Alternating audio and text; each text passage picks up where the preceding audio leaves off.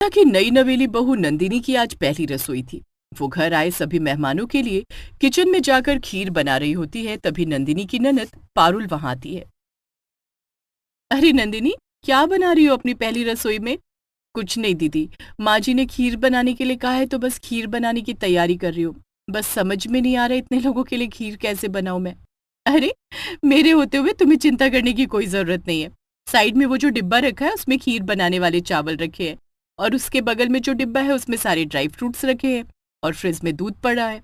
अब देख लो कैसे बनानी है तुम्हें खीर। दीदी आपका बहुत बहुत शुक्रिया। मैं तो बहुत कंफ्यूज हो रही थी कि कैसे क्या करूं, पर आपने तो अगर मेरी सारी प्रॉब्लम एक ही बार में खत्म कर दी। कोई बात नहीं, अब तुम जल्दी से बना लो, बाहर सारे रिश्तेदार तुम्हारा इंतजार कर रहे हैं। All the best. नंदिनी मन ही मन बहुत खुश हो रही थी कि उसकी ननद कितनी अच्छी है। थोड़ी देर बाद नंदिनी सबके लिए खीर लाती है। सभी नंदिनी की खूब तारीफ करने लगते हैं। अरे वाह नन्नी बहू, तुमने तो बड़ा टेस्टी खाना बनाया है। सच में बहुत लाजवाब है। हाँ बहू, तूने तो पहली बार में ही मेरा दिल खुश कर दिया। इतनी टेस्टी खीर तो मैंने आज तक नहीं खाई। अरे बल्कि मैं भी इतनी टेस्टी खीर नहीं बना पाती हूँ जितनी टेस्टी आज मेरी बहू ने खीर बनाई है। सभी रिश्तेदार और कविता नंदिनी की खूब तारीफ करने लगते हैं, लेकिन ये सब पारुल से बिल्कुल भी बर्दाश्त नहीं हो रहा था। और पारुल मुंह बनाते हुए, वैसे तो सब ठीक है, पर अगर खीर थोड़ी और पक जाती तो स्वाद और भी ज्यादा बढ़ जाता। लेकिन लगता है अभी नंदिनी को अच्छे से खीर बनानी आती नहीं, तभी तो खीर अच्छे से पकी नहीं है। नहीं नहीं पारुल, अच्छी तो लग रही है खीर, और बिल्कुल अच्छे से पकाया है बहू ने। अरे माँ, तुम तो चुप ही रहो, तुम्हें क्या पता ये सब। अरे शादी से पहले मैं ही ये सब बनाया करती थी, और मेरी शादी के ठीक 1 साल बाद तुमने अजय की शादी कर दी। अब तो घर का सारा काम नंदिनी को ही करना है, फिर तुम क्या ही जानो। धीरे धीरे सभी मेहमान अपने अपने घर चले जाते हैं, लेकिन पारुल तो अपने मायके में कब्जा करके जो बैठी थी, वो अपने ससुराल जाने का नाम ही नहीं ले रही थी। ये देखकर नंदिनी को बड़ा अजीब लगता है। सारे रिश्तेदार चले गए लेकिन अभी तक दीदी नहीं गई। आखिर दीदी कब जाएगी? शाम होते ही पारुल अपने ससुराल जाने की तैयारी करने लगती है। ये देख नंदिनी बहुत खुश होती है। अच्छा नंदिनी, अब मैं अपने ससुराल जा रही हूँ। माँ का अच्छे से ख्याल रखना, और कोई भी परेशानी हो मुझे फोन कर देना। हाँ दीदी, आप जाओ, और माँ जी की बिल्कुल चिंता मत करो। मैं हूं ना, मैं सब संभाल लूंगी। थोड़ी देर में पारुल अपने ससुराल चली जाती है, लेकिन अगले ही दिन फिर से पारुल अपने मायके में टपक पड़ती है। पारुल को फिर से मायके आता देख नंदिनी अपनी ननद से कहती है, अरे दीदी, अभी कल ही तो आप अपने ससुराल गई थी ना, तो फिर आज फिर से आप? हाँ, वो पिछली गली में ही तो मेरा ससुराल है। आपका सही है दीदी, पास में ही मायका है, जब मर्जी तब आ जाओ। और जिन लोगों का मायका दूर होता है, उन लड़कियों को अपने ही घर वालों से मिलने में कई महीने बीत जाते हैं। अरे नहीं नहीं नंदिनी, ऐसी कोई बात नहीं है। तुम्हें जब अपने माँ बाप की याद आए तब तुम चली जाना। ये सब छोड़िए, चलिए अब बैठ के मैं आपके लिए चाय या नाश्ते का इंतजाम करती हूँ। पारुल अपनी किचन में जाकर अपनी ननद के लिए चाय नाश्ता बनाती है, और फिर पारुल को चाय नाश्ता देकर नंदिनी अपने कमरे में जाती है, और वो अपने सारे जेवर अपनी अलमारी में रख रही होती है। तभी पारुल नंदिनी के कमरे में आती है। अरे नंदिनी, तुमने अपने सारे जेवर माँ को रखने के लिए नहीं दिए क्या? मैंने तो शादी के बाद ही अपने सारे जेवर अपनी सास को दे दिए थे। दीदी, मैंने माँ जी से बोला था कि अगर माँ जी चाहे तो ये सारे जेवर अपने पास रख सकती हैं, पर उन्होंने ही मुझे कहा कि नहीं, ये सारे जेवर मेरे हैं, इसलिए ये मैं ही संभाल कर रखूं। नंदिनी की बात सुनकर पारुल अपनी माँ के कमरे में जाती है और अपनी माँ के कान भरते हुए कहती है, अरे माँ, कब अकल आएगी तुम्हें? अरे क्या हो गया? ऐसा भी क्या कर दिया मैंने जो तू मुझे ये सब बोल रही है? माँ, जब से नंदिनी इस घर में आई है तब से मैं आपको बस एक ही बात सिखा रही हूँ कि तुम नंदिनी की सास हो, सास बनकर रहो, माँ बनने की कोशिश मत करो, वरना एक दिन ये नंदिनी तुम्हें कब घर से धक्के मारकर निकाल देगी, तुम्हें पता भी नहीं चलेगा। अरे नहीं नहीं बेटा, ऐसी नहीं है नंदिनी, बहुत अच्छी लड़की है। वो सब छोड़ो, मैं बस ये कहने आई हूँ कि नंदिनी के पास जितने भी जेवर हैं वो सब तुम अपने पास रख लो। मैं नहीं चाहती कल को नंदिनी तुम्हें इस घर से अलग कर दे, फिर तुम्हारे पास कुछ भी न रहे। अरे ऐसा कुछ भी नहीं होगा, तू क्यों बेकार में चिंता करती है? मुझे अपनी नंदिनी पर पूरा विश्वास है। नंदिनी बहुत अच्छी लड़की है, वो कभी ऐसा नहीं करेगी। अपनी माँ की बात सुनकर पारुल को बहुत गुस्सा आता है, और वो गुस्से में वहां से अपने ससुराल चली जाती है। भाभी, मुझे बहुत भूख लग रही है, मुझे खाना दे दो। क्यों, तुम्हारे हाथ नहीं है क्या? तुम खुद भी तो खाना निकाल कर खा सकते हो ना। दिखाई नहीं दे रहा कि अभी मैं बहुत परेशान हूँ? और मुझे परेशान मत करो, चुपचाप यहाँ से चले जाओ। पारुल गुस्से में थी, और वो गुस्से में अपने देवर को वहां से भगा देती है। दरअसल पारुल के ससुराल में न तो उसकी सास थी और न ही ससुर, इसीलिए पारुल खुद को अपनी ससुराल की मालकिन समझा करती थी। इसीलिए उसका जब मन करता तब वो कभी अपने पति को तो कभी अपने देवर को सुना दिया करती थी। अगले दिन फिर से पारुल अपने मायके जाती है। पारुल को फिर से मायके आता देख नंदिनी को बहुत गुस्सा आता है, लेकिन नंदिनी पारुल से कुछ नहीं कहती और वो चुपचाप अपने काम में लगी रहती है। नंदिनी, तुम्हें दिखाई नहीं दे रहा क्या कि मैं पिछले 15 मिनट से यहाँ रखी हूँ? ये नहीं कि मेरे लिए चाय नाश्ता बना कर ले आऊं? अरे पारुल, तू पिछले 15 मिनट से नहीं बल्कि जब से नंदिनी इस घर में आई है तब से तू इस घर के चक्कर काट रही है। अरे बेटा, तेरी भी शादी हो चुकी है, तू अपने घर गृहस्थी संभाल। बार बार मायके आएगी तो इससे तेरी इज्जत और कम हो जाएगी। माँ, क्या तुम ये चाहती हो कि मैं यहाँ आना ही बंद कर दूं? मेरे यहाँ आने से तुम्हें तकलीफ हो रही है क्या? लगता है जब से नंदिनी इस घर में आई है तब से तुम्हारा प्यार मेरे लिए कम हो गया है। देख, तू मेरी बेटी है और नंदिनी मेरी बहू, और मैं तुम दोनों से बहुत प्यार करती हूँ। मेरे लिए तुम दोनों को लेकर जो प्यार था वो अभी भी है, पर जो तेरे लिए सही है मैं तुझे वही समझा रही हूँ बेटा। तभी नंदिनी अंदर से चाय नाश्ता लेकर आती है और वो पारुल को चाय नाश्ता देते हुए कहती है, कोई बात नहीं दीदी, आप माँ जी की बात का बुरा मत मानिए, ये लो आप गर्मा गर्म चाय पीजिए। नंदिनी पारुल को चाय देकर वहां से चली जाती है और नंदिनी के जाने के बाद कविता भी अपने कमरे में चली जाती है और पारुल पैर दबाते हुए नंदिनी के कमरे की ओर जाती है। वो देखती है कि नंदिनी का पति अजय नंदिनी को कुछ पैसे देते हुए कहता है, नंदिनी, ये लो, तुम्हें अपने लिए साड़ी और कुछ मेकअप के सामान लेने थे ना? हाँ जी, मुझे ना वो वाली साड़ी बहुत पसंद आई थी। जब हम दोनों साथ में मॉल गए थे तब मैंने देखी थी। वो साड़ी पूरे 20,000 की है। अच्छा, कोई बात नहीं, मैं तुम्हें ये 50,000 और अपना डेबिट कार्ड दे देता हूँ। तुम्हें जितनी शॉपिंग करनी हो कर लेना। पारुल नंदिनी और अजय की सारी बातें सुन रही होती है और वो चुपके से अपनी माँ के कमरे में जाती है और अपनी माँ को भड़काते हुए कहती है, माँ, मुझे तुमसे कुछ जरूरी बात करनी है। मुझे ऐसा लगता है कि तुम्हारा बेटा अजय अब तो तुम्हारे हाथ से गया। नहीं, वो तो जोरू का गुलाम है, गुलाम। अरे ऐसा क्या कर दिया अजय ने? माँ, मैंने अपनी आंखों से देखा कि अजय नंदिनी को 50,000 रुपए और अपना डेबिट कार्ड दे रहा था, और तो और नंदिनी 20,000 की साड़ी खरीदने वाली है। माँ, आप एक बार खुद सोचो भला, 20,000 की साड़ी कौन खरीदता है? और इस अजय को कौन सा भूत सवार हो गया है? क्यों बेकार में अपने पैसे वेस्ट करने में लगा हुआ है ये? बस पारुल, बहुत हो गया तेरा। अरे अब तेरी शादी हो चुकी है, अगर तू अपनी घर गृहस्थी संभालने पर ध्यान देगी तो तेरे लिए ज्यादा बेहतर होगा। और वैसे भी अजय अपनी बीवी को 20,000 दे, 50,000 दे या फिर 1 लाख दे, वो उसकी मर्जी है। वो दोनों मियाँ बीवी हैं, और तू मियाँ बीवी के बीच की बातें सुनने वाली होती कौन है? कविता अपनी बेटी पारुल को गुस्से में डांट रही होती है, तभी नंदिनी अचानक से वहां आ जाती है और उनकी सारी बातें सुन लेती है। पारुल, एक बात मेरी ध्यान से सुन ले। तू मेरी बेटी है तो इसका मतलब ये नहीं कि मैं तेरी सारी बातें मानूंगी। अरे नंदों का काम होता है शादी के बाद अपनी घर गृहस्थी संभालना, ना कि अपने मायके में दखलंदाजी देना, क्योंकि बहुत से घर इसीलिए टूटते हैं जब उनकी ननद अपने ससुराल से ज्यादा मायके में दखलंदाजी देने की कोशिश करती हैं। पर माँ, मैं तो आपके भले के लिए बोल रही थी ना। बस कर बेटा, जितना भला तू हमारे लिए सोचती है, अगर उतना भला तू अपने ससुराल वालों के लिए सोच लेती तो आज तेरे ससुराल वाले भी तेरे साथ बहुत खुश होते। तुझे क्या लगता है कि मुझे तेरे बारे में कुछ पता नहीं है? अरे आसपास के सभी लोगों से मुझे तेरी खबर मिलती रहती है कि तू क्या करती है। माँ, आपको तो हमेशा मैं ही गलत लगती हूँ। ठीक है, आज के बाद मैं दोबारा यहाँ नहीं आऊंगी। तेरे लिए इस घर के दरवाजे हमेशा खुले हैं, पर यहाँ आने का मतलब ये नहीं है कि तू हमारे घरेलू मामले में दखलंदाजी दे। कविता ने जो कुछ भी पारुल को कहा वो कहीं न कहीं बिल्कुल सही था। अक्सर लोगों के घर इसी तरह से टूटते हैं। मोना की चाची ने जैसे ही बताया कि मोना को देखने के लिए लड़के वाले आ रहे हैं, मोना अपनी चाची से रिक्वेस्ट करने लगी। नहीं नहीं चाची जी, ऐसा मत कीजिए, अभी तो मेरी पढ़ाई भी पूरी नहीं हुई है। हाँ हाँ, सब जानती हूँ, पढ़ाई का बहाना करके क्या क्या हो रहा है।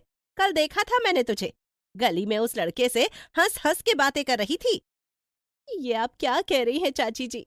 आपने देखा था ना, वो लड़का मेरा पीछा कर रहा था और मैंने आपको देखकर आवाज लगाई और वो आपको देखते ही भाग गया था। हाँ हाँ, जो भी था, बस एक बात कान खोलकर सुन ले, लड़के वाले आ रहे हैं और खबरदार, जो तूने उनके सामने कोई नाटक किया, बचपन से मेरे सर पर बला बैठी हुई है। बस अब वक्त आ गया है, ये बला मैं किसी और के सिर पर डाल दूं। मोना की किसी एक ने न सुनी। मोना के माँ बाप उसके बचपन में ही गुजर गए थे। मोना की चाची को एक फ्री की नौकरानी मिल गई थी। बस गनीमत इतनी रही कि मोना के चाचा ने उसे पढ़ाया और ये उसका ग्रेजुएशन का आखिरी साल था। लेकिन चाची ने उसके लिए लड़का देख लिया।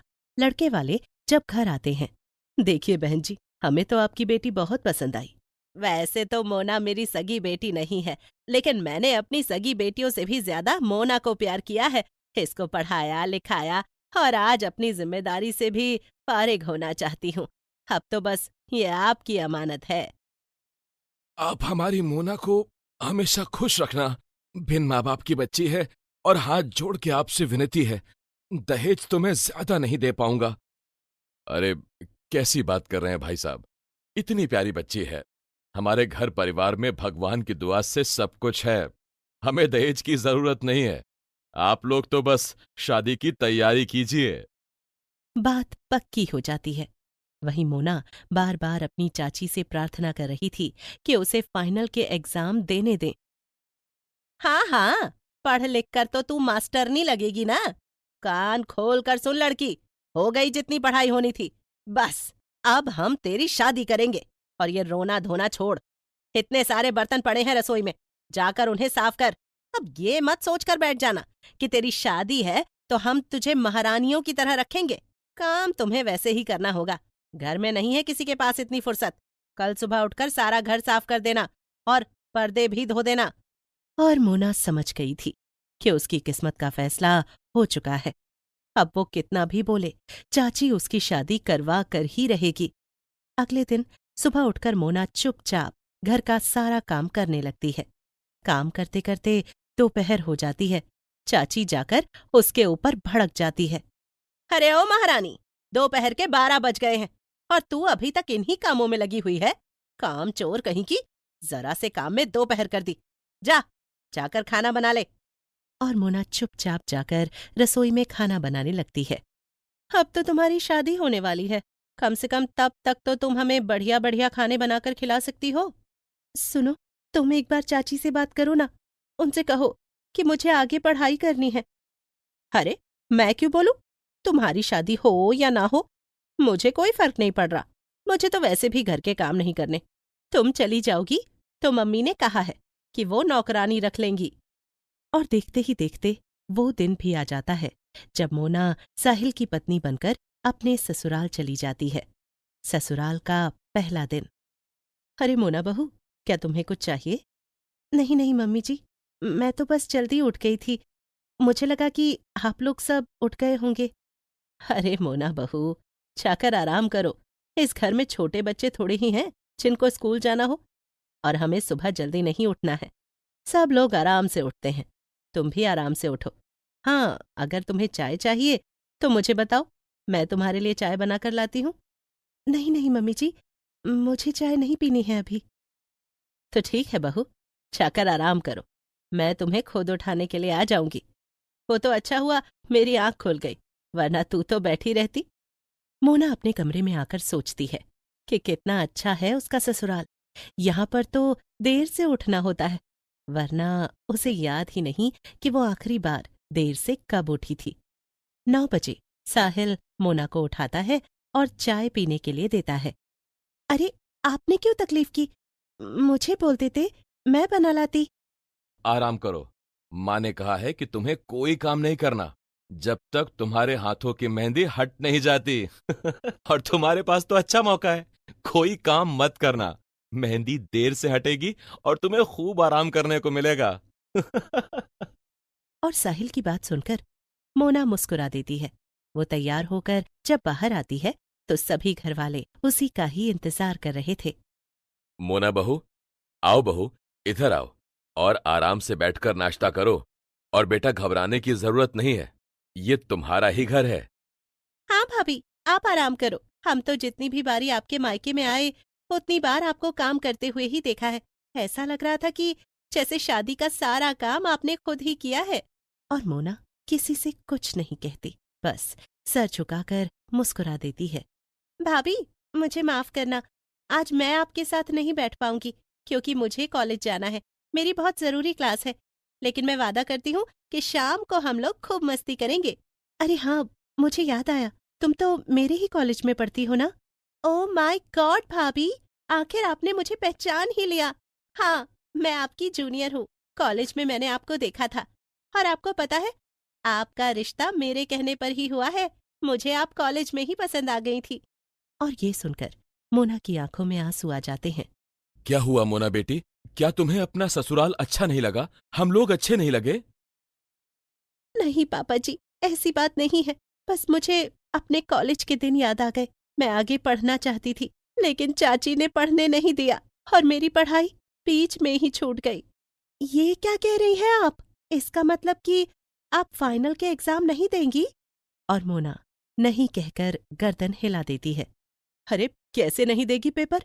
पेपर तो देने होंगे, ग्रेजुएशन तो पूरी करनी पड़ेगी।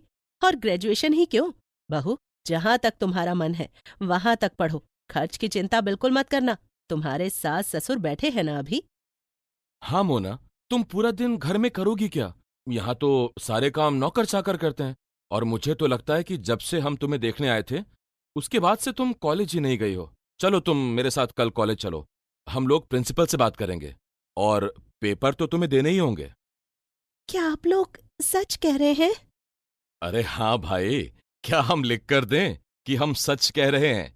ये काम वाम करने की जरूरत नहीं है, बस तुम जाकर पढ़ाई करो और सोनिया के साथ कॉलेज जाना शुरू करो। सारी क्लास अटेंड करो और अपने फाइनल के एग्जाम दो। और ये सुनकर मोना बहुत खुश होती है। अगले दिन साहिल मोना के साथ प्रिंसिपल से मिलता है और सारी सिचुएशन बताकर वो इजाजत लेता है कि मोना पेपर दे सके। घर आने पर, थैंक यू सो मच साहिल जी। आपको पता है मैं पढ़ने में बहुत अच्छी हूँ और मैं बहुत पढ़ना चाहती थी। मेरा बहुत अरमान है कि मैं किसी कॉलेज में प्रोफेसर बनूं। देखो भाई, मुझे तो कोई दिक्कत नहीं है, तुम्हें जितना पढ़ना है पढ़ो। मोना खुश हो जाती है। कुछ दिन बाद वो सोनिया के साथ वापस से कॉलेज जाने लगती है और ये बात उसके मायके में भी पहुंच जाती है। ये सुनकर उसकी चाची को बहुत गुस्सा आता है और वो चाचा के साथ मोना के ससुराल पहुंच जाती है। अरे बहन जी, ये आप क्या कर रही हैं? मैंने सुना है कि मोना को आप कॉलेज जाने दे रही हैं। बहुएं भला कहाँ अच्छी लगती हैं कॉलेज जाते हुए? क्यों भला, क्यों अच्छी नहीं लगती? अरे हमारी मोना का मन है आगे पढ़ने का, और हमारे घर में तो किसी चीज की कोई रोक टोक नहीं है।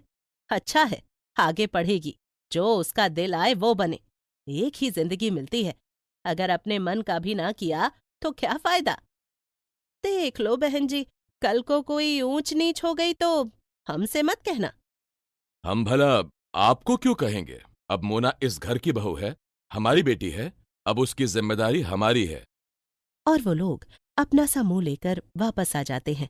उधर मोना बहुत पढ़ाई करती है और पीएचडी करके वो एक कॉलेज में प्रोफेसर लग जाती है।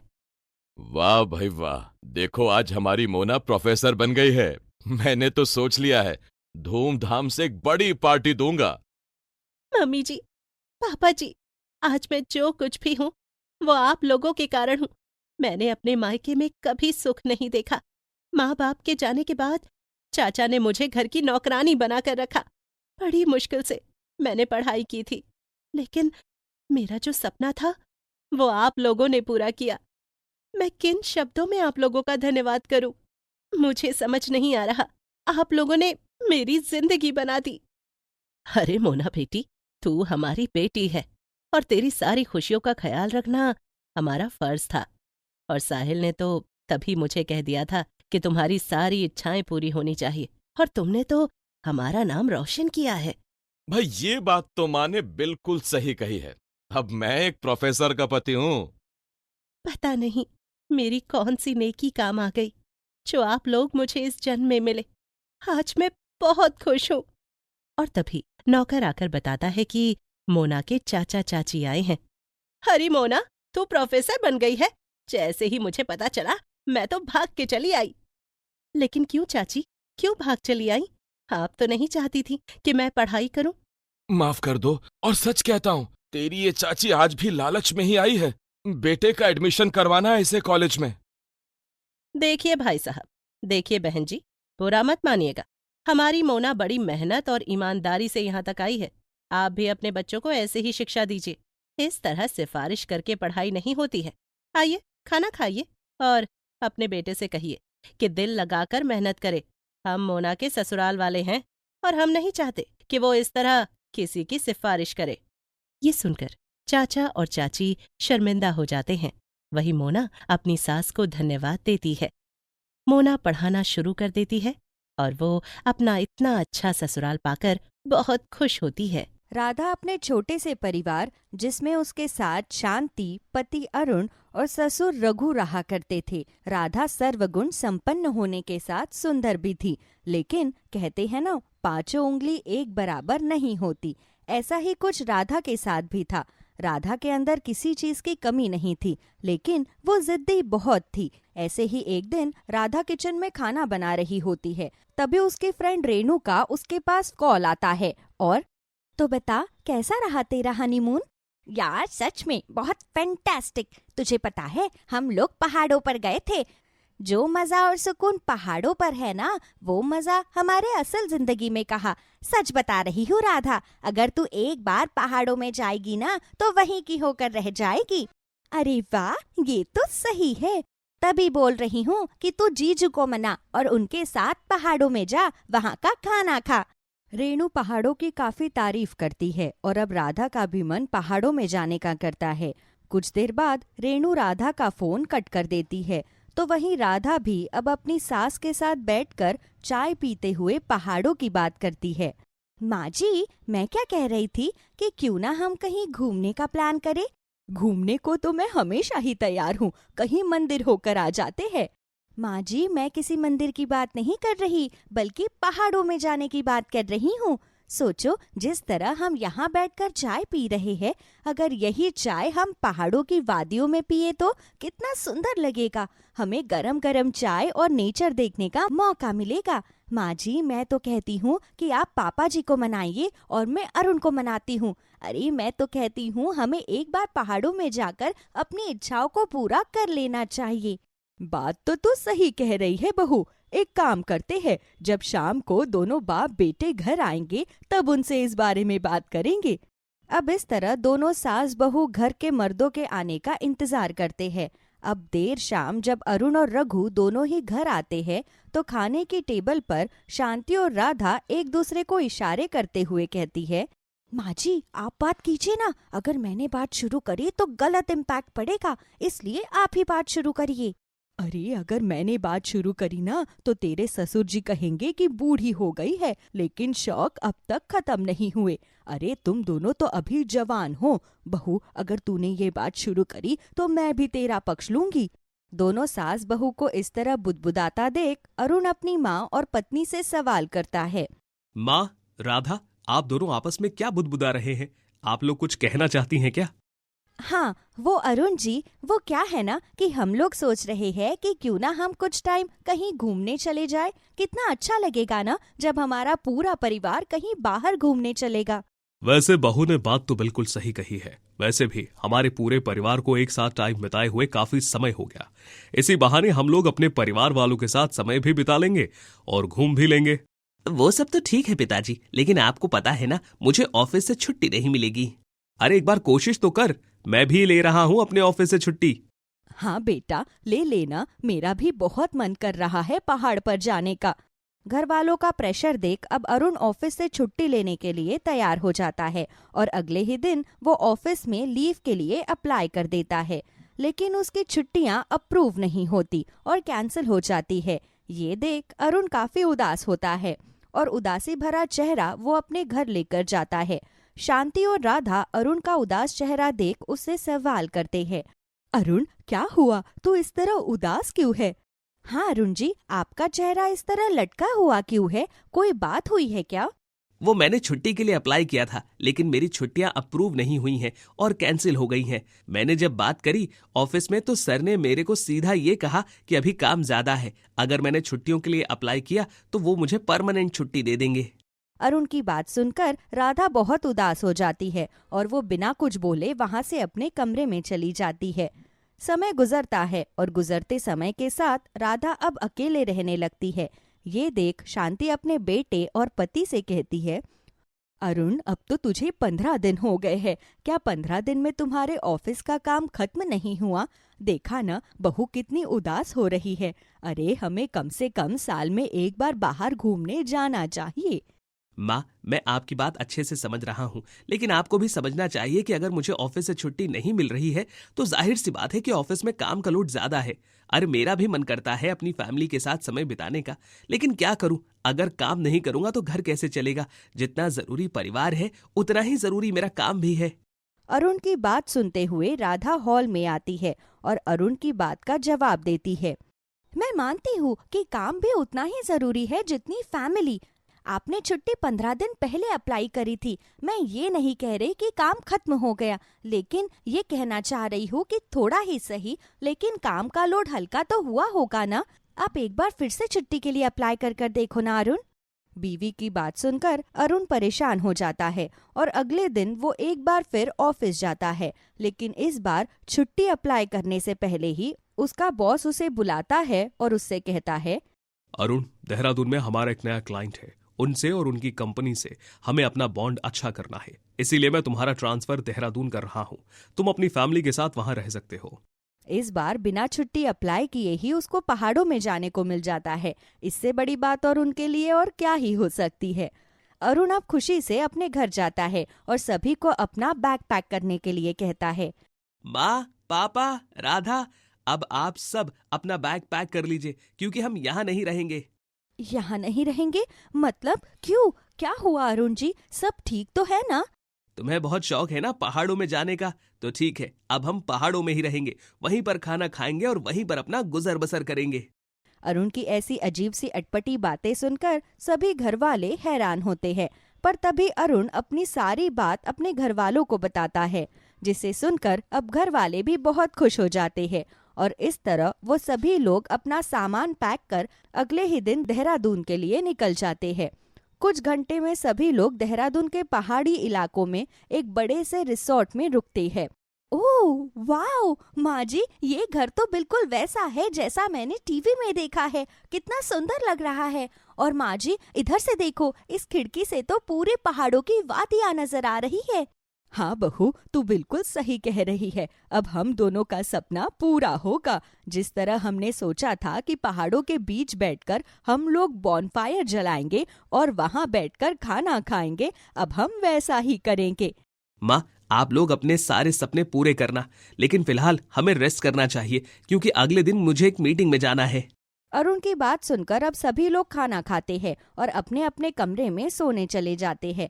अगले दिन अरुण अपने ऑफिस मीटिंग के लिए चला जाता है, तो वहीं रघु, राधा और शांति तीनों ही पहाड़ों को देखने के लिए अपने रिजॉर्ट से बाहर जाते हैं और एक पहाड़ के किनारे पर जाकर वो अपने अपने नाम को पुकारते हैं। अरुण जी, अरुण जी, अरुण जी, अरुण जी। मुझे देखिए, यहाँ पर आवाज गूंज रही है। आप भी ट्राई कीजिए, आप भी पापा जी का नाम लीजिए। बहू कैसी बातें कर रही है? अरे मैं तेरे ससुर जी का नाम कैसे ले सकती हूँ? तू जानती है ना, हमारे में औरतें अपने पति का नाम नहीं लेती। ऐसा कुछ भी नहीं है माँ जी, आप जब यहाँ पर घूमने आ सकती है तो अपने पति का नाम क्यों नहीं ले सकती? पापा जी, माँ जी तो आपका नाम नहीं ले रही। एक काम कीजिए, आप ही माँ जी का नाम ले लीजिए। बहू की बात सुनकर रघु भी अपनी पत्नी का नाम लेता है और इस तरह उनकी आवाज गूंजती है। पहाड़ों पर काफी मजे करने के बाद अब सूरज ढलने लगता है। सूरज को ढलता देख अब सभी लोग काफी खुश हो जाते हैं। ये ढलता हुआ सूरज कितना अच्छा लग रहा है। मन कर रहा है कि यहाँ पर तब तक बैठा रहूं जब तक ये सूरज पूरी तरह से डूब ना जाए। पापा जी आप बिल्कुल सही कह रहे हैं। मेरा भी मन कर रहा है कि मैं यहीं पर अपना टेंट लगाकर बैठ जाऊं। वैसे बहू, हम लोग खाने के लिए बहुत सारा सामान लेकर आए थे, वो पैक कहाँ है? अरे कहाँ होगा माँ, पीछे देखो, वहीं तो रखा है। तो ठीक है, हम लोग अभी बॉनफायर जलाते हैं और यहीं पर बैठकर पहाड़ों के बीच हम खाना खाते हैं। क्यों, सही है ना? शांति की बात सुनकर राधा और रघु उसकी बात से सहमत होते हैं और थोड़ी देर घूमने के बाद वो लोग कुछ लकड़ी इकट्ठा कर वहां आग जलाते हैं और आग के पास बैठकर वो पहाड़ों के बीच में खाना खाते हैं। लेकिन तभी वहां कई सारे जंगली जानवरों की भी आवाज आने लगती है, जिन्हें सुन राधा और उसके घर वाले काफी डर जाते हैं। हे भगवान, यहाँ तो जानवरों की आवाज आ रही है। माँ जी, पापा जी, समय रहते हमें यहाँ से घर चलना चाहिए। अगर हम वापस अपने रिजॉर्ट नहीं गए तो कहीं ऐसा ना हो कि यहाँ के जंगली जानवर हम पर हमला कर दे। तू बिल्कुल सही कह रही है बहू। शांति, जरा फटाफट अपना सामान उठाओ और गाड़ी में बैठो। इस तरह अब सभी लोग अपना सामान उठाकर गाड़ी में बैठ जाते हैं, पर तभी वहाँ एक सियार आता है और उनकी गाड़ी पर हमला कर देता है। लेकिन वो लोग जैसे तैसे गाड़ी की स्पीड बढ़ाकर अपने रिजॉर्ट की ओर निकल पड़ते हैं। कुछ देर बाद जब वो अपने रिजॉर्ट आते हैं तो वो देखते हैं कि ठंड कुछ ज्यादा ही बढ़ रही है। दिन का मौसम तो काफी अच्छा था, लेकिन रात होते ही उन्हें काफी परेशानियों का सामना करना पड़ रहा है। ये देख राधा कहती है, माँ जी, मैंने सोचा था कि पहाड़ों में काफी मजा आता है, लेकिन मुझे नहीं पता था कि जितना मजा दिन में आता है उससे दुगुनी तकलीफ हमें रात को होती है। मैं तो अब कान पकड़ रही हूँ कि अब मैं कभी भी पहाड़ों में रहने की नहीं सोचूंगी। आने दो अरुण को, मैं उनसे कल सुबह ही टिकट कटवा के अपने घर चली जाऊंगी। कुछ देर बाद जब अरुण काम से वापस आता है तो राधा उसे अपने घर वापस जाने को कहती है, जिस पर अरुण गुस्सा करते हुए कहता है, तुम लोगों का दिमाग खराब तो नहीं है? जब मन चाहा तब पहाड़ पर आने की जिद करते हो और जब मन किया तब वापस घर जाने की जिद करते हो। मेरा यहाँ ट्रांसफर हुआ है, अब मैं यहाँ से कहीं नहीं जाऊंगा। अब तुम लोगों को भी यहीं पर एडजस्ट करना होगा। अरुण की बात सुनकर अब सभी लोग शांत हो जाते हैं और वो लोग अब देहरादून में ही एडजस्ट होने की कोशिश करते हैं। इस तरह राधा और शांति का सपना अब हकीकत बन जाता है। मिताली और शेफाली उषा की दो बहुएं थी। जहां मिताली गरीब घर से थी तो वहीं शेफाली बहुत ही अमीर घर से थी। लेकिन फिर भी उषा ने दोनों बहू में कभी भी कोई भेदभाव नहीं किया था। एक दिन की बात है, मिताली और शेफाली रसोई में बातें कर रहे थे। तुम्हें पता है, 1 हफ्ते बाद माँ जी का जन्मदिन है। हमें उनके लिए कुछ ना कुछ अच्छा सोचना चाहिए। इसमें सोचने की क्या बात है? मैंने तो पहले ही माँ जी के लिए बहुत कुछ सोच लिया है। अच्छा, मुझे भी तो बताओ, तुमने क्या सोचा है इस बारे में? तो तुमने मुझे अभी तक कुछ भी क्यों नहीं बताया?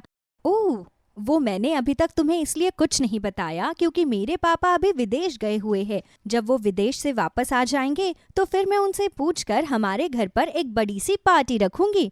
माँ जी को इस बर्थडे सरप्राइज के बारे में पता चलेगा तो वो कितनी ज्यादा खुश हो जाएगी। ये तो बहुत अच्छा तरीका है। तुम्हारा घर तो बहुत बड़ा है और वहाँ बहुत सारे मेहमान आ जाएंगे और माँ जी को कितना अच्छा लगेगा जब हम सब मिलकर उन्हें सरप्राइज पार्टी देंगे। उनकी खुशी का तो ठिकाना ही नहीं होगा। शेफाली और मिताली भले ही दोनों देवरानी जेठानी थी, लेकिन दोनों में सगी बहनों के जितना प्यार था। ऐसे ही एक दिन की बात है, उषा और मिताली शेफाली के साथ मार्केट में शॉपिंग के लिए जाती है और तभी उषा को एक साड़ी पसंद आ जाती है। उसने साड़ी के दाम दुकानदार से पूछे। भाई, साड़ी तो बहुत सुंदर लग रही है, कितने की दी है? बस 5,000 की है मैडम, आप बोलो तो पैक कर दूं? नहीं भाई, रहने दो। माना हमारे पास पैसे है, लेकिन फालतू पैसे थोड़ी है। अरे 5,000 की ये साड़ी बहुत महंगी है। अब मिताली और शेफाली उषा के साथ वहां से चली जाती है। शेफाली ने सोच लिया था कि वो चुपके से आकर उषा के लिए वो साड़ी खरीद लेगी, तो वही मिताली ने भी अपनी सास के लिए कुछ पैसे जमा किए हुए थे ताकि वो साड़ी को खरीद सके। कुछ दिनों के बाद शेफाली के पिताजी अपने काम से वापस आ जाते हैं और शेफाली उनसे बात करके अपनी सास की सरप्राइज बर्थडे पार्टी का प्लान बना लेती है। सारे मेहमानों को न्योता दे दिया था। ऐसे ही एक दिन मिताली अपने कमरे में बैठकर खुद से बोली, शेफाली कितनी अमीर है ना, काश मैं भी अमीर होती। वो माँ जी के जन्मदिन के लिए कितना कुछ कर रही है, लेकिन मैं कुछ भी नहीं कर पा रही। तभी उसका पति मनोज काम से आया। क्या बात है, सब कुछ ठीक तो है ना? मैंने तुम्हें इतना उदास कभी नहीं देखा है। उदास ना हो तो क्या करूं? आप जानते हैं, शेफाली अपने घर पर माँ जी के जन्मदिन की सरप्राइज पार्टी रखने वाली है। काश मैं भी माँ जी के जन्मदिन की पार्टी रखती तो उन्हें कितनी खुशी होती। तुम भी कैसी बातें करती हो? जन्मदिन की खुशियां तो बांटने से बढ़ती हैं, और ये तुम भी जानती हो कि माँ ने कभी तुम दोनों में अमीर गरीब का भेदभाव नहीं किया है। अगर तुम चाहो तो हम माँ के जन्मदिन की पार्टी तुम्हारे घर में रख सकते हैं। नहीं नहीं मनोज जी, मैं माँ जी के जन्मदिन को खराब नहीं करना चाहती। मेरा घर तो बहुत छोटा है और मेरे पिताजी इतना खर्चा भी नहीं कर पाएंगे। माँ जी का जन्मदिन भी मेरी वजह से खराब हो जाएगा। जैसी तुम्हारी मर्जी। वैसे भी माँ कभी भी अमीर गरीब में भेदभाव नहीं करती है, लेकिन फिर भी अगर तुम यही चाहती हो तो ठीक है, मैं कभी भी तुम्हारे फैसले के खिलाफ नहीं जाऊंगा। मनोज अब अपने कपड़े चेंज करता है और सो जाता है, लेकिन मिताली को चैन नहीं आ रहा था। वो चाहती थी कि उसके सास के जन्मदिन की ये दावत उसके घर में हो। उसने भी अपने घर बोलकर बात कर ली थी और थोड़ी थोड़ी तैयारी शुरू कर दी थी। पर जब ये बात शेफाली को पता चली तो उसने कहा, अरे मिताली, तुम क्या कर रही हो? मैंने कभी तुम में और मुझ में भेदभाव नहीं किया है, और जब माजी का जन्मदिन मेरे घर पर होगा, ये बात हो गई थी, तो फिर तुमने अपने घर पर तैयारी क्यों शुरू कर दी? शेफाली, मैं भी उनकी बहू हूँ, इसलिए मैं चाहती हूँ कि माजी के जन्मदिन की दावत मेरे घर पर हो। तुम कैसी जिद पकड़ कर बैठ गई हो? मैं माजी के जन्मदिन की दावत धूमधाम से करना चाहती हूँ। तुम्हारा घर तो बहुत छोटा सा है, उसमें ये सारी तैयारी कैसे हो पाएगी? सारे मेहमान कैसे आ पाएंगे? आपने भी दिखा ही दिया ना कि आप भी अमीरी गरीबी में फर्क करते हो। कोई बात नहीं, अब तो माजी के जन्मदिन की दावत मेरे घर ही होगी। दोनों पत्नी अपने पति को अपनी माँ की बात बता देती है। अब मनोज और उसका भाई सुरेश दोनों ही परेशान हो जाते हैं। मनोज ने सुरेश से कहा, भाई मुझे तो समझ में नहीं आ रहा, हम दोनों भाइयों की बीवियों में क्या कुत्ते बिल्ली वाली लड़ाई होती रहती है। दोनों ही हमारे माँ के जन्मदिन की दावत अपने घर में रखना चाहते हैं, दोनों घरों की दावत में कैसे जा पाएंगी? हाँ भैया, मुझे भी कुछ समझ में नहीं आ रहा। हम दोनों की शादी को 4 साल हो गए, लेकिन हम दोनों की बीवियों ने कभी भी लड़ाई नहीं की, लेकिन अब तो दोनों ऐसे लड़ रहे हैं जैसे एक दूसरे की जान लेकर मानेंगे। दोनों भाइयों को भी कुछ भी समझ में नहीं आता कि आखिर वो इस कलेश का क्या हल निकाले। धीरे धीरे ये बात उषा को भी पता चल जाती है और उषा भी अपने दोनों बेटों के साथ बैठी होती है। उसने अपने दोनों बेटों से कहा, अरे ये क्या, मेरे जन्मदिन को लेकर दोनों बहू में चूहे बिल्ली की लड़ाई शुरू हो गई। इस बारे में तो मुझे पता ही नहीं था। अगर मुझे पहले पता होता तो मैं अपने जन्मदिन पर गंगा नहाने के लिए चली जाती। मुझे क्या पता था कि मेरी एक अमीर और एक गरीब बहू अपने अपने घर पर मेरे जन्मदिन की दावत रख बैठी है। अब मैं किसी के जन्मदिन की दावत में नहीं जाऊंगी तो वो मुझसे नाराज हो जाएगी। उषा के लिए बहुत बड़ी मुसीबत आ गई थी, क्योंकि मिताली और शेफाली आपस में ही अमीरी गरीबी का भेदभाव जो करने लगी थी।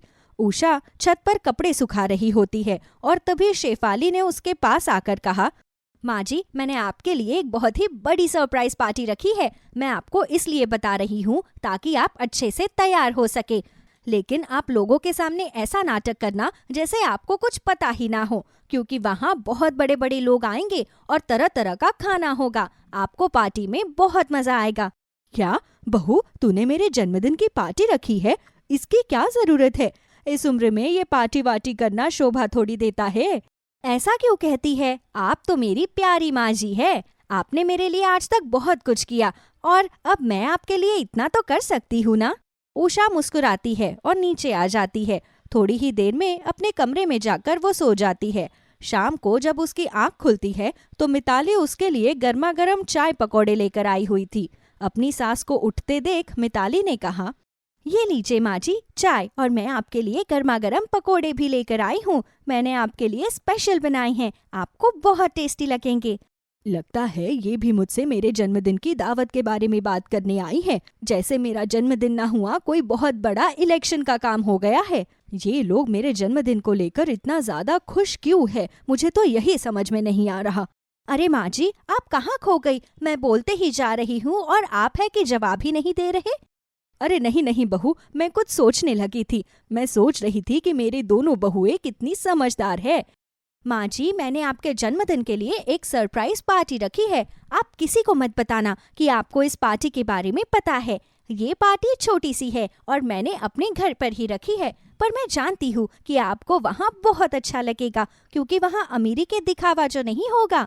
और दावत का सारा खाना मैं अपने हाथों से बनाऊंगी, और आपको तो मेरे हाथों का खाना वैसे भी बहुत अच्छा लगता है। तेरे हाथों में बहुत अच्छा स्वाद है। तेरे हाथों का खाना खाकर मुझे मेरी माँ के हाथों का स्वाद याद आ जाता है। तो फिर तय रहा, आपके जन्मदिन पर आप मेरे घर पर मेरे हाथों की दावत खाने के लिए आएंगे। मैं अपने मायके में आपके जन्मदिन की बहुत बड़ी पार्टी रखूंगी।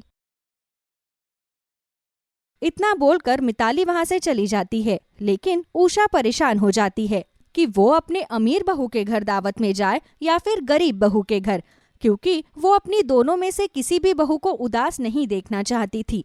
उषा ने अपने आप से कहा, मैं अपनी किसी भी बहू को उदास नहीं देख सकती। मेरे जन्मदिन के दिन ये दोनों ही अपने अपने घर होंगे और मैं थोड़ी थोड़ी देर के लिए दोनों के घर दावत पर चली जाऊंगी। इससे दोनों का मन रह जाएगा।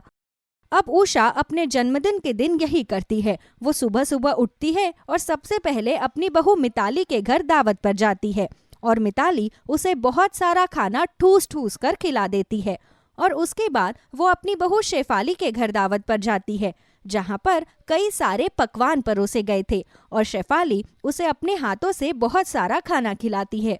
कुछ ही देर में उषा की तबीयत बहुत ज्यादा खराब हो जाती है और उसे लेकर डॉक्टर के पास जाया जाता है। डॉक्टर ने कहा, ज्यादा खाना खाने की वजह से उनकी तबीयत खराब हो गई है। इन्हें कुछ टाइम के लिए आप खिचड़ी दलिया खिलाइए, ये अपने आप ठीक हो जाएंगी। देखा शेफाली, तुम्हारे घर का खाना खाने की वजह से माँ जी की ये हालत हो गई है। नहीं, तुम्हारे जैसे गरीब घर का खाना खाने की वजह से माँ जी की ये हालत हो गई है। ये सारी गलती तुम्हारी है।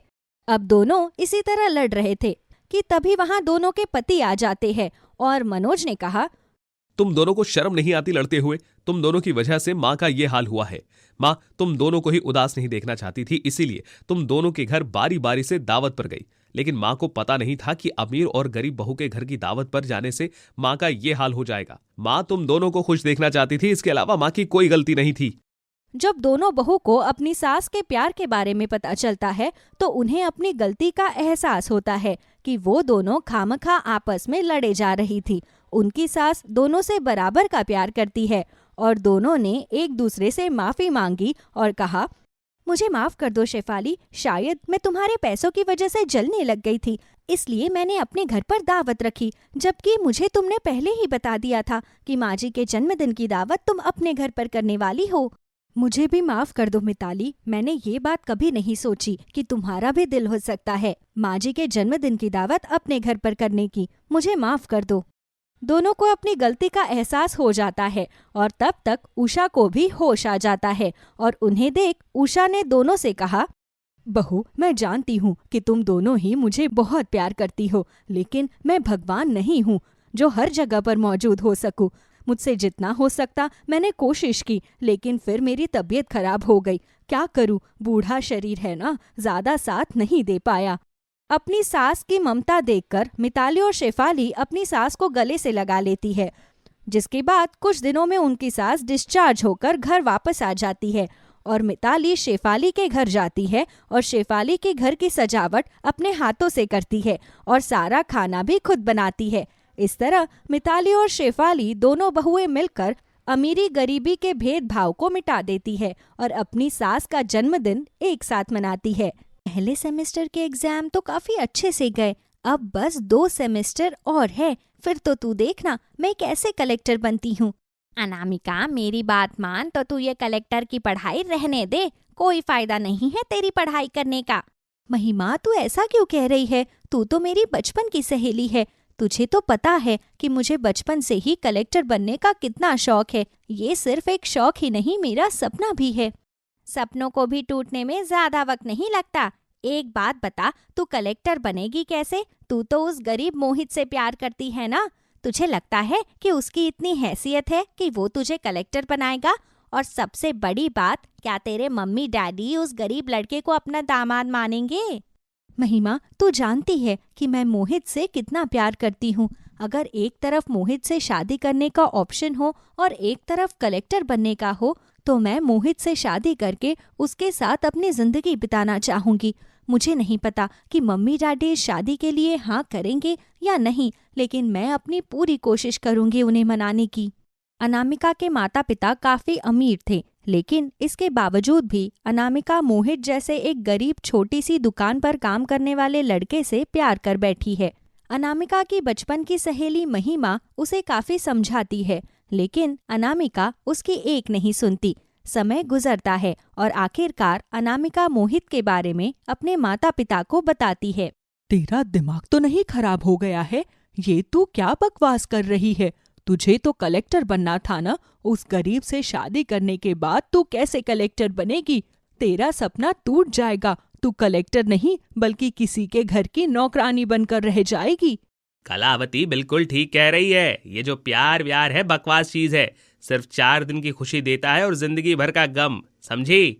माँ, पापा, अगर आपको मोहित नहीं पसंद तो ठीक है, लेकिन आपको कोई हक नहीं है कि आप मोहित और हमारे प्यार की यूं बेइज्जती करें। मैंने प्यार मोहित से किया है तो शादी भी मोहित से करूंगी। अब आपकी मर्जी है कि आप लोग अपनी बेटी को आशीर्वाद देना चाहते हैं या नहीं। अनामिका के माता पिता इस शादी से साफ इनकार कर देते हैं, जिसके चलते अनामिका मोहित से एक मंदिर में शादी कर लेती है। और जैसे ही ये खबर महिमा को पता चलती है तो वो भी अब अनामिका से दोस्ती तोड़ लेती है और एक अमीर घर की बेटी अपने गरीब ससुराल में आ जाती है। घर का काम तो हो गया, अब जल्दी से चाय बना देती हूँ। शादी के अगले दिन अनामिका जल्दी से घर का सारा काम खत्म कर अपने गरीब ससुराल में बने मिट्टी के चूल्हे पर चाय बना रही होती है कि तभी वहाँ हाथों में कुछ किताब लिए मोहित आता है। अरे अनामिका, तुम ये क्या कर रही हो? चाय बना रही हूँ, और क्या? अरे वो तो मुझे भी दिख रहा है, लेकिन क्यों? तुमसे किसी ने कहा क्या कि तुम घर का काम करो और चाय बना लो? ये लो, ये तुम्हारी किताबें, और जाकर पढ़ाई करो। भूल गई? 2 महीने बाद तुम्हारे एग्जाम है। मोहित, ये तुम कैसी बातें कर रहे हो? भला मैं एग्जाम कैसे दे सकती हूँ? अब मेरी शादी हो गई है। तो कौन सी किताब में लिखा है कि शादी के बाद लड़की एग्जाम नहीं दे सकती? भूल गई अपने बचपन का सपना? तुम्हें कलेक्टर बनना था ना। अब जब पढ़ोगी लिखोगी नहीं, एग्जाम नहीं दोगी तो कलेक्टर कैसे बनोगी? मोहित, वो सब शादी के पहले की बात थी। अब शादी के बाद मेरी जिम्मेदारी मेरा ससुराल और आप लोग हो। अनामिका, तुम्हारी सबसे पहली जिम्मेदारी तुम्हारी पढ़ाई और तुम्हारा सपना पूरा करना है। चलो अब जल्दी से किताबें लो और जाकर पढ़ाई करो। हाँ अनामिका बहू, मोहित बिल्कुल ठीक कह रहा है। तेरी पढ़ाई से मुझे भी कोई दिक्कत नहीं है, बल्कि मुझे तो खुशी होगी कि मेरी बहू कलेक्टर बनेगी। पता है पूरे मोहल्ले में हमारी कितनी चर्चा होगी। जो लोग आज हमसे सीधे मुंह बात तक नहीं करते, कल वही हमसे बात करेंगे। मोहित, ये सब कैसे होगा? आप तो जानते हैं ना। अनामिका, मैं सब जानता हूँ। तुम्हारे कलेक्टर बनने में काफी कठिनाइयां आएंगी, लेकिन मैं और माँ है ना, हमारे होते हुए तुम्हें घबराने की जरूरत नहीं है। मोहित बिल्कुल ठीक कह रहा है, तू फिक्र मत कर। तू बस अपनी पढ़ाई पर ध्यान दे, बाकी चीज हम संभाल लेंगे। अपनी सास और पति की बात सुन अनामिका की आंखों में आंसू आ जाते हैं और अब वो खुशी खुशी कमरे में जाकर पढ़ाई करने लगती है। जहाँ सुनीता अपनी बहू को कलेक्टर बनाने के लिए दिन रात सिलाई मशीन पर लोगों के लिए कपड़े सीलती है, वहीं पति मोहित दुकान में ओवरटाइम करता है और दोनों माँ बेटे अपनी मेहनत से पैसे जोड़ने लगते हैं। ले अनामिका बहू, गर्मा गर्म दूध पी ले। कहते हैं दूध पीने से दिमाग तेज होता है और सब कुछ पढ़ा हुआ याद रहता है। आप 2 घंटे पहले ही तो मुझे दूध देकर गई थी और अब फिर आप दूध ले आई। इस तरह दूध मुझे पीने के लिए देंगी तो घर में चाय के लिए क्या बचेगा? अरे बहू, तू उसकी फिक्र मत कर। मैंने 1 किलो ज्यादा दूध मंगवाना शुरू कर दिया है, समझी? अब तू पढ़ाई कर, मैं जाकर चाय बनाती हूँ।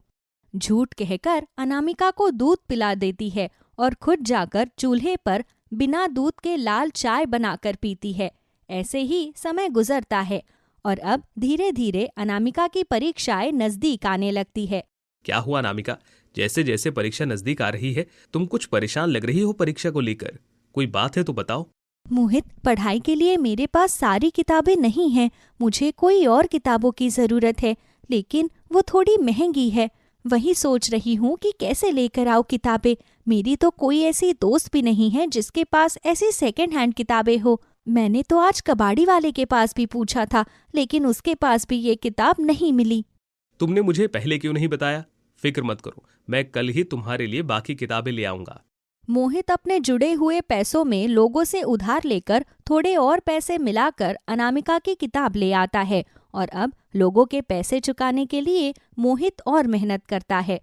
परीक्षा को सिर्फ कुछ ही दिन रह गए थे, जिसके चलते अनामिका साइबर कैफे से अपना हॉल टिकट निकालकर घर आ रही होती है। तभी अनामिका को उसकी सहेली महिमा मिलती है। अरे अनामिका, कैसी है तू? और ये तूने अपनी क्या हालत बना ली है? तू तो बिल्कुल एक गरीब की बीवी लग रही है। और कहाँ से आ रही है? लगता है किसी के घर में झाड़ू पोछा करके आ रही होगी। वैसे यार, मेरी मेड ने कल काम छोड़ा है। अगर तू चाहे तो मेरे घर में नौकरानी का काम कर सकती है। तेरी सहेली होने के नाते मैं तुझे थोड़े एक्स्ट्रा पैसे दे दूंगी। महिमा, ये तुम्हारी गलतफहमी है कि मैं किसी के घर में झाड़ू पोछा करके नहीं बल्कि अपना हॉल टिकट लेकर आ रही हूँ।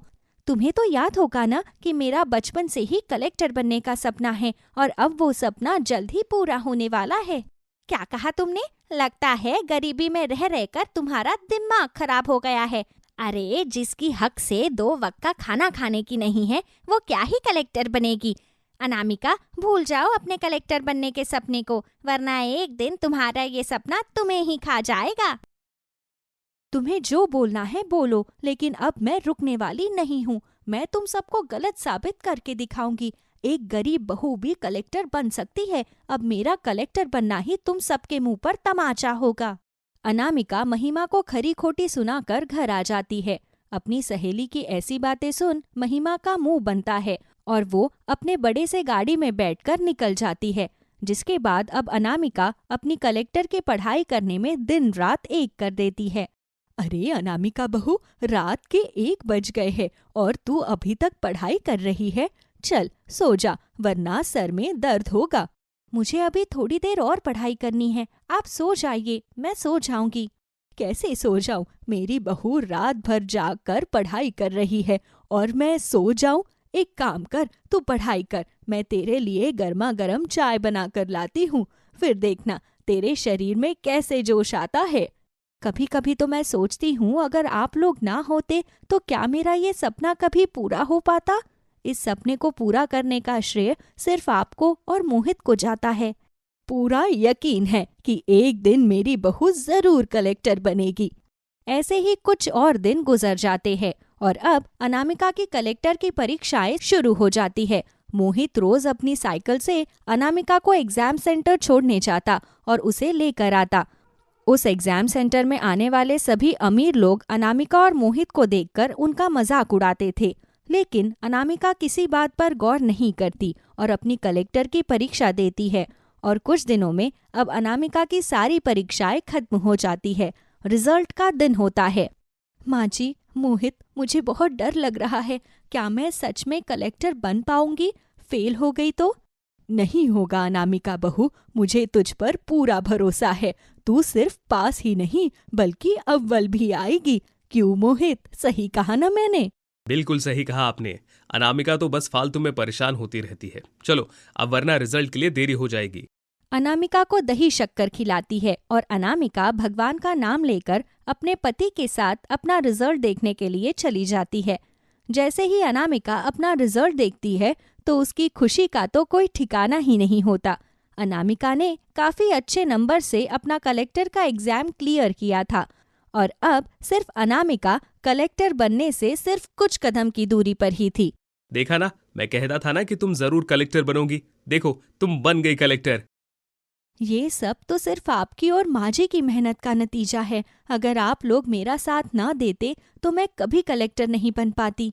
कुछ दिनों में अब अनामिका कलेक्टर बन जाती है और कलेक्टर बनते ही सबसे पहले अपने अमीर घमंडी माता पिता के पास जाती है।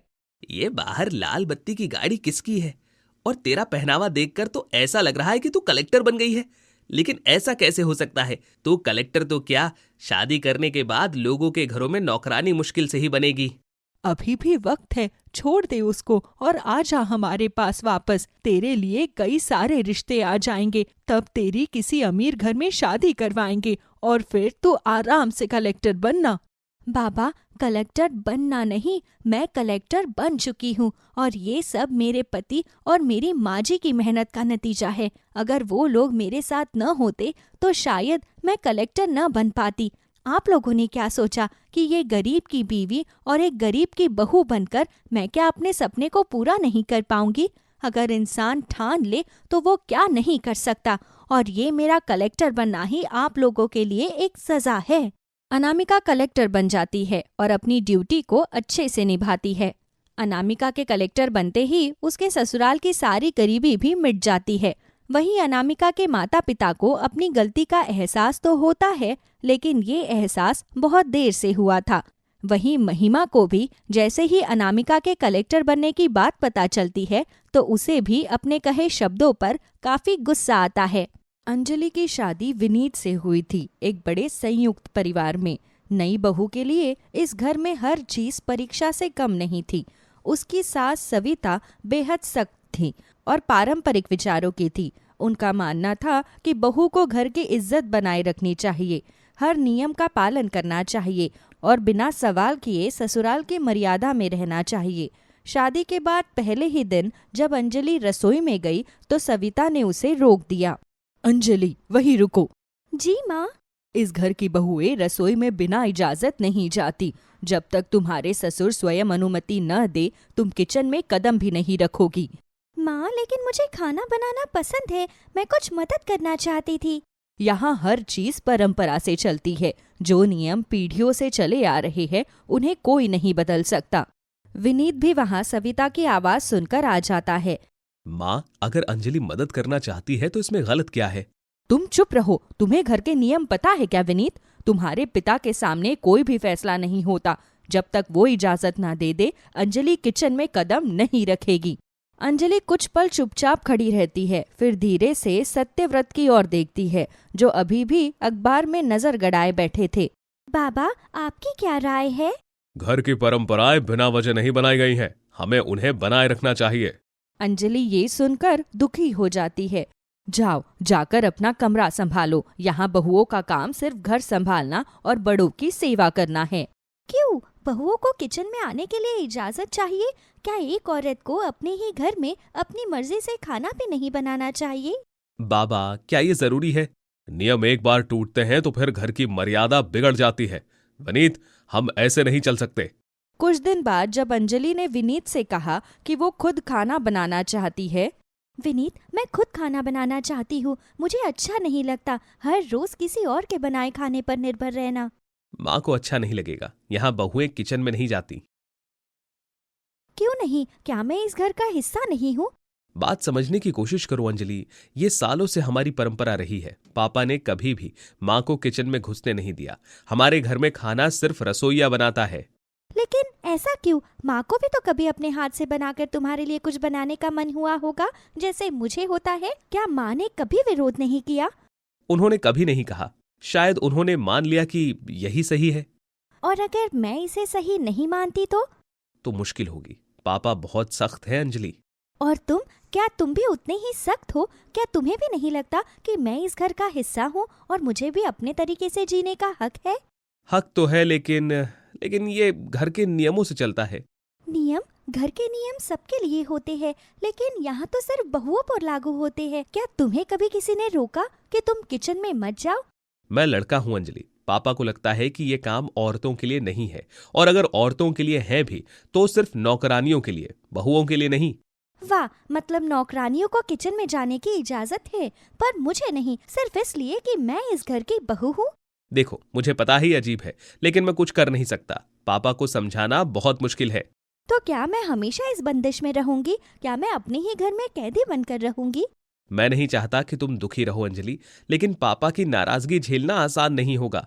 मैं अपनी पहचान नहीं खो सकती विनीत। मेरे लिए खाना बनाना सिर्फ एक काम नहीं, एक एहसास है। जब मैं अपनी माँ के साथ रसोई में होती थी तो हर पकवान में उनका प्यार महसूस होता था। क्या मैं तुम्हारे लिए वही प्यार नहीं जता सकती? मुझे समझ है अंजलि, लेकिन पापा से पूछे बिना ये नामुमकिन है। हमेशा पापा, हमेशा माँ। क्या मेरा कोई वजूद नहीं? मैं इस घर में बहू हूँ, कोई मेहमान नहीं। क्या मुझे अपने तरीके से जीने की इजाजत नहीं है? देखो, मैं चाहता हूँ कि तुम खुश रहो, लेकिन अगर पापा नाराज हुए तो? अगर पापा को एतराज है तो मैं अपना तरीका ढूंढ लूंगी। मैं अपने हाथ से खाना जरूर बनाऊंगी, चाहे मुझे इसके लिए कोई भी रास्ता अपनाना पड़े। अंजलि, तुम क्या करने वाली हो? देखते रहो, मैं अपनी पहचान खुद बनाऊंगी। कुछ देर बाद अंजलि छत पर जाती है और वहाँ एक छोटा सा चूल्हा बना लेती है। वो अपने हाथों से आटा गूंथती है, सब्जियां काटती है और ध्यान से रोटी बेलने लगती है। तवे पर रोटी पड़ते ही उसकी खुशबू पूरे घर में फैल जाती है। लेकिन तभी सविता छत पर पहुंचती है और जैसे ही चूल्हे से उठता धुआं देखती है, उनका चेहरा गुस्से से लाल हो जाता है। ये क्या कर रही हो अंजलि? छत पर चूल्हा जलाकर घर की इज्जत मिट्टी में मिला दी। माँ जी, मैं बस खाना बना रही थी। हमारे घर में बहुएं रसोई में नहीं जाती और तुमने तो हद ही कर दी। छत पर चूल्हा जलाकर पूरे मोहल्ले में तमाशा बना दिया। लोग क्या कहेंगे? अगर यही बात है तो क्या लोग ये भी कहेंगे कि इस घर की बहू को अपनी मर्जी से कुछ करने की इजाजत नहीं? सविता और गुस्से में आ जाती है। ये हमारी परंपरा के खिलाफ है। मैंने भी कभी अपने ससुराल में मर्जी से कुछ नहीं किया, लेकिन क्या मैंने कभी शिकायत की? बहू को वही करना चाहिए जो ससुराल तय करे। लेकिन माँ जी, क्या हर परंपरा सही होती है? बदलाव भी तो जरूरी होता है। ये क्या हो रहा है यहाँ? घर के बाहर तक तुम्हारी आवाज आ रही है सविता। देखिए ना, आपकी बहू ने घर की इज्जत मिट्टी में मिला दी। छत पर चूल्हा जलाकर सबके सामने हमारी परंपराओं का मजाक बना दिया। ये तुमने क्यों किया बहू? बापूजी, मैं खाना बनाना चाहती हूँ। ये मेरी पहचान का हिस्सा है। और तुमने इसे रोका क्यों नहीं? पापा, मैं जानता हूं कि हमारी परंपरा क्या कहती है, लेकिन क्या ये जरूरी है कि हर परंपरा सही हो? नहीं, या तो ये आदत छोड़ दो या इस घर में तुम्हारी कोई जगह नहीं। विनीत, क्या तुम मुझे सपोर्ट करोगे? अंजलि, मैं चाहता हूं कि सब कुछ ठीक रहे, माँ पापा को दुख नहीं पहुंचे, लेकिन क्या विनीत, क्या मैं इस घर का हिस्सा नहीं हूँ? क्या मेरी इच्छाएं, मेरे सपने कोई मायने नहीं रखते? ऐसा नहीं है, पर माँ पापा की बातें मैं अनदेखी भी नहीं कर सकता। तो फिर मैं अकेले ही आगे बढ़ूंगी। अगर मेरा खाना बनाना इस घर की इज्जत पर सवाल खड़ा करता है तो मैं खुद को साबित करके दिखाऊंगी। अगले दिन सत्यव्रत को किसी ने बताया कि अंजलि छत पर खाना बना रही थी। सत्यव्रत ये सुनकर गुस्से से छत की ओर बढ़े। अंजलि मटर पनीर बना रही थी। हल्की खुशबू हवा में घुली हुई थी। जैसे ही सत्यव्रत ने कदम रखा, उनकी नजर खाने पर गई। ये क्या हो रहा है? मैंने तुम्हें मना किया था ना। बाबूजी, मैं बस खाना बना रही थी। आपको पसंद नहीं है? तुमने इसे कैसे बनाया? मुझे खाना बनाना पसंद है बाबूजी। मैंने इसमें प्यार डाला है, परंपरा नहीं तोड़ी। सत्यव्रत कुछ कहने ही वाले थे कि नीचे से सविता की आवाज आई। सुन रहे हैं जी, आपकी बहू ने तो घर की मर्यादा ही खत्म कर दी। अंजलि, क्या तुम्हें इस घर के नियमों का सम्मान करना चाहिए या नहीं? बापूजी, मैं इस घर का सम्मान करती हूँ, लेकिन मैं खुद का भी सम्मान करती हूँ। मुझे खाना बनाना पसंद है और मैं ये सिर्फ अपने लिए नहीं, आप सबके लिए कर रही हूँ। बहू को छूट मिल गई तो कल को ये और बड़े बड़े फैसले भी खुद ही लेने लगेगी। माँ जी, फैसला लेने के लिए हिम्मत चाहिए और मैं वो हिम्मत आपसे ही सीख रही हूँ। बस बहुत हुआ, जैसा मैंने कहा है वैसा ही होगा। घर का माहौल भारी था। सत्यव्रत की तबीयत बिगड़ गई थी और डॉक्टर की हिदायत थी कि अब से उन्हें हल्का और घर का बना खाना ही खाना चाहिए। सविता को ये समझ नहीं आ रहा था कि अब क्या किया जाए, क्योंकि उनके खाने में ज्यादा मसाले होते थे। बाहर का खाना तो मना था ही। अंजलि ने बिना किसी से कुछ कहे छत पर अपने छोटे से चूल्हे पर हल्का और पौष्टिक खाना बनाया। जब खाना परोसा गया तो सत्यव्रत ने पहली बार चुपचाप खाया। आज का खाना अजीब तरह से अच्छा लग रहा है, हल्का भी है, स्वाद भी है। पापा, ये खाना अंजलि ने बनाया है, तुमने बनाया? जी पापा जी, सोचा कि आपको हल्का खाना मिलेगा तो तबीयत जल्दी ठीक होगी। सविता, जो अब तक चुप बैठी थी, अंदर ही अंदर जल रही थी। तो अब बहुएं ही तय करेंगी कि घर में कौन क्या खाएगा। माँ जी, मैंने सिर्फ इतना सोचा कि जो खाना पापा जी को अच्छा लगे वही बनाऊं। अगर आप चाहे तो मैं रसोई में बना सकती हूँ। नहीं, जो बनाना चाहे बनाओ, पर यह हल्का खाना खाकर तुमने मेरी सेहत का ध्यान रखा, ये बात मुझे बहुत अच्छी लगी।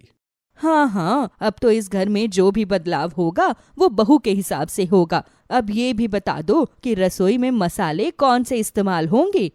माँ जी, मैं बस इतना चाहती हूँ कि पापा जी को जो खाना अच्छा लगे वही मिले। अगर आप चाहे तो मैं आपके साथ मिलकर खाना बना सकती हूँ।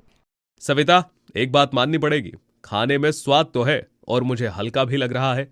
मुझे तो कोई शिकायत नहीं है। रात में जब अंजलि किचन में पानी लेने गई तो सविता वहीं खड़ी थी। उनके चेहरे पर तनाव साफ था। बहुत समझदार बन रही हो, है ना? माँ जी, मैंने कुछ गलत किया हो तो बताइए, मैं बदलने को तैयार हूँ। बदलने की जरूरत तुम्हें नहीं, तुम्हारे तौर तरीकों को है। इस घर की परंपराएं ऐसे नहीं बदलती अंजलि।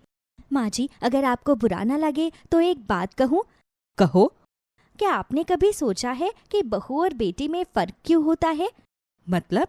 मतलब ये कि अगर कोई बेटी अपनी माँ के लिए खाना बनाए तो उसे प्यार कहा जाता है, लेकिन वही काम अगर बहू करे तो उसे परंपरा का नाम दे दिया जाता है। तो तुम कहना चाहती हो कि मैं अपनी बहू को बेटी नहीं मानती? मैं बस ये कह रही हूँ कि बेटी को अपनी माँ के लिए कुछ करने की आज़ादी होती है, लेकिन बहू को नहीं। तुम ये सब अपने मायके में कर सकती थी, पर इस घर में नहीं। यहाँ बहुओं के लिए नियम है और नियम तोड़ने वालों के लिए सजा भी होती है। मैं परंपरा नहीं तोड़ रही माँ जी, मैं तो बस चाहती हूँ कि आप मुझे अपनाएं जैसे आप इस घर की बेटी को अपनाती। बहुएं बेटियां नहीं होती अंजलि, बहुएं बहुएं ही होती है। इतना सुनकर सविता गुस्से में वहां से चली जाती है। कुछ दिनों बाद जब सत्यव्रत की तबीयत और सुधरने लगी तो उन्होंने खुद छत पर जाकर अंजलि से बात करने का फैसला किया। तुम बहुत मेहनत करती हो बहू। जी पापा जी, आप यहाँ? हाँ, सोचा देखूं जरा कैसी रसोई बनाई है तुमने छत पर। बहुत लगन से काम करती हो। जी, बस मुझे खाना बनाना पसंद है। माँ ने सिखाया था कि हर रोटी में प्याज डालो तो वो पेट के साथ दिल भी भर देती है। हाँ, शायद मैं ये पहले नहीं समझ पाया।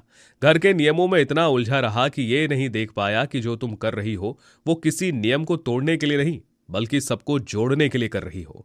मैं बस इस घर का हिस्सा बनना चाहती थी पापा जी। आज से तुम किचन में खाना बना सकती हो। अंजलि सत्यव्रत की बात सुनकर बहुत खुश हो